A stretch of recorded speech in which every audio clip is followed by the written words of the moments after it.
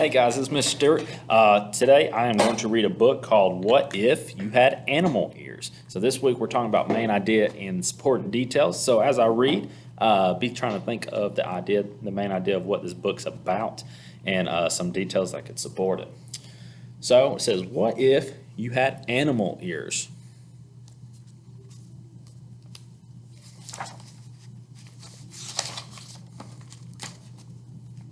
What if one day when you woke up, the ears on your head weren't yours?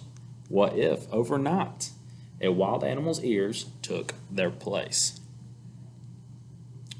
How would you feel if you woke up and your ears were gone?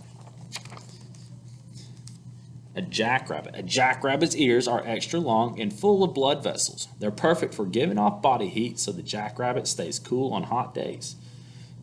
A jackrabbit's big ears are super sound scoops. It can hear sneaky predators like coyotes or foxes and time top away fast. You must be this tall to ride this ride.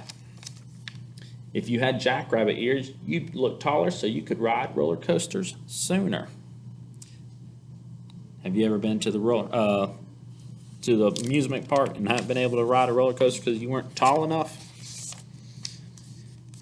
Tasmanian devil. A Tasmanian devil's normally pale pink ears blush red when it's excited or upset, like when it's fighting other devils for food, or when a predator, like an owl, flies close.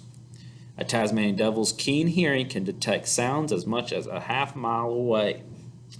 If you had Tasmanian devil ears, you'd never miss a secret, but your ears would always give away if what you heard upsets you.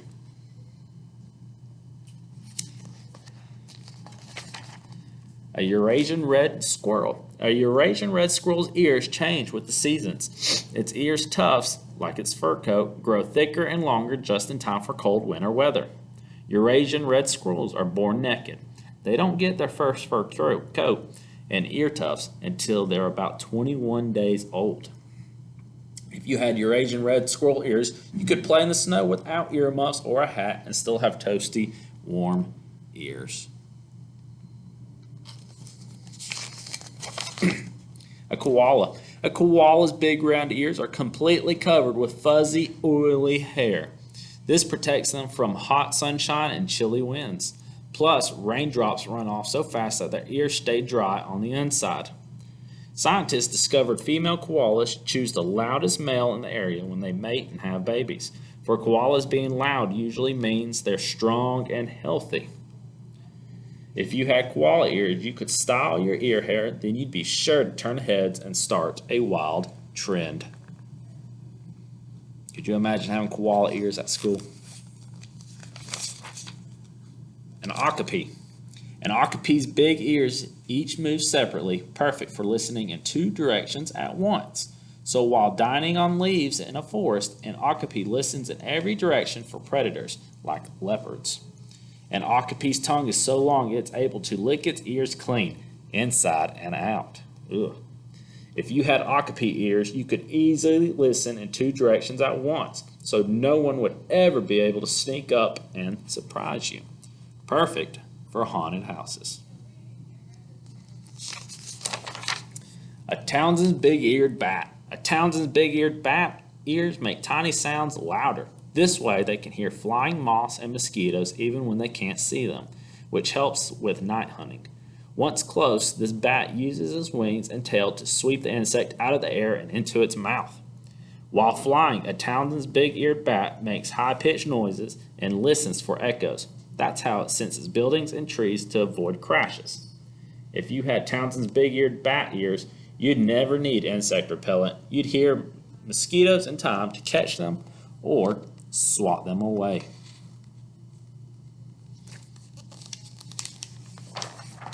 An African elephant.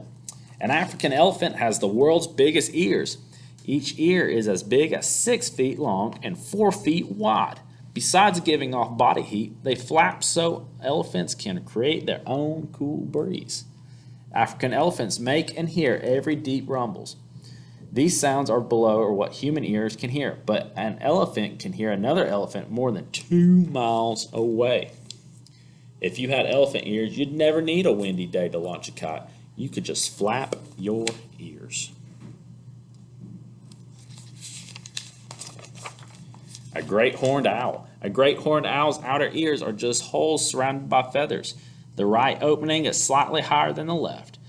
That little difference is enough for sounds to reach one ear first, and that lets the owls home in on fast food, like mice and rabbits. What look like ears are just tufts of feathers, but may silently show feelings, lowered when upset and raised when checking something out. Marco Polo. If you had great horned owl ears, you'd quickly pinpoint sounds, so you'd be a star at playing Marco Polo. And it might be cheating. A Philippine tarsier. A Philippine tarsier's ears hear high-pitched sounds. One's way too high for humans and most other animals, and they can make super high-pitched squeaks too. Just like code, tarsiers use the sounds to talk to each other without attracting hunters like owls. A Philippine tarsier's paper-thin ears are nearly always moving. They're searching for sounds that will let them find insect meals like termites and crickets. If you had Philippine tarsier ears, you could listen to high-pitched music played as loud as you'd like, and no one else would even notice.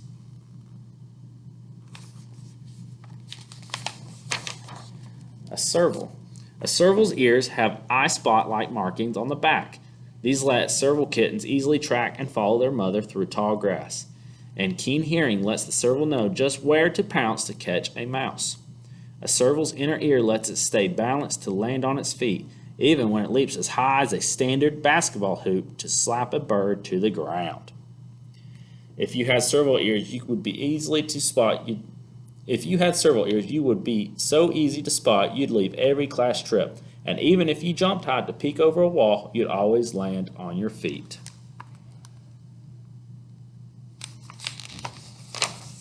A meerkat. A meerkat's ears have muscles to seal the opening shut. That's great for keeping their ears clean while digging up food, like beetle grubs or mole rats. Meerkats bark different alarm calls for predators on the ground and in the air. Hearing the ground alarm sends meerkats running. The other makes them freeze so they're harder to spot from above. If you had meerkat ears, your ears would stay clean even when you played in the mud.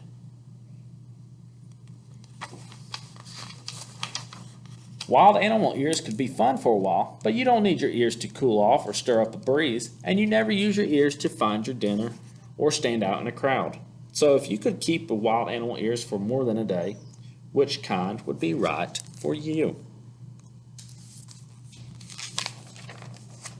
Luckily, you don't have to choose. Your ears will always be people ears. They'll be what you need to hear music playing, birds chirping, and people talking.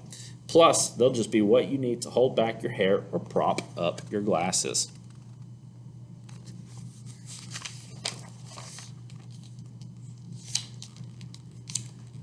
And then you've got all kinds of special things about your ears and how to keep your ears healthy.